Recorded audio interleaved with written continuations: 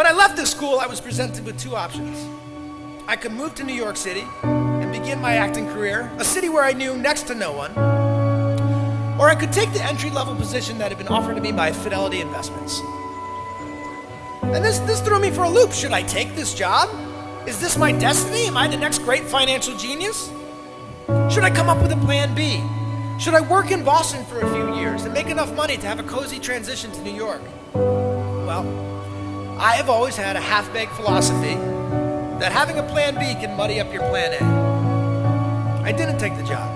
I moved to the city. I bussed tables. I lived in a basement apartment next to a garbage chute that was filled with cockroaches. And I could not have made a better decision.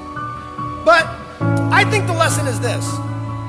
Had I worked at Fidelity, I am sure they would have fired me eventually.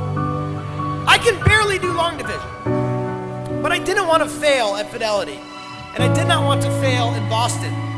If I was going to run the risk of failure, I wanted it to be in the place where I would be proud to fail, doing what I wanted to do. And let me tell you something, I did fail over and over again. I was too short for this or too weird for that. I had one casting agent say, "This man will never work in comedy."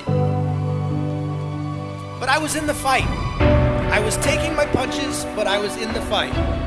Don't wait for your break, make your break. Don't make it happen for yourself. Now listen up.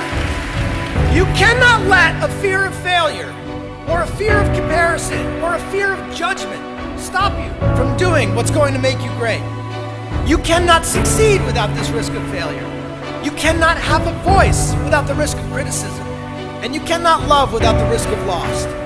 You must go out and you must take these risks. Everything I'm truly proud of in this life has been a terrifying prospect to me. From my first play, to hosting Saturday Night Live, to getting married, to being a father, to speaking to you today. None of it comes easy. And people will tell you to do what makes you happy. But a lot of this has been hard work. And I'm not always happy. And I don't think you should do just what makes you happy. I think you should do what makes you great. Do what's uncomfortable and scary and hard, but pays off in the long run. Be willing to fail. Let yourself fail. Fail in the way, in the place where you would want to fail. Fail, pick yourself up, and fail again. Because without this struggle, what is your success anyway?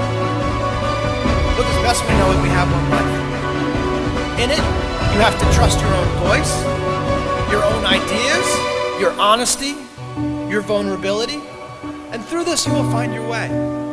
You do not have to be fearless. Just don't let fear stop you. Live like this as best you can, and I guarantee you will look back on a life well lived. You are capable of greatness in your profession, and more importantly, in your quality of self. Stay hungry. Stay young at heart. Take those risks. You are going to change the world around you in big ways and in small. And I greatly look forward to being a part of the future that you will shape.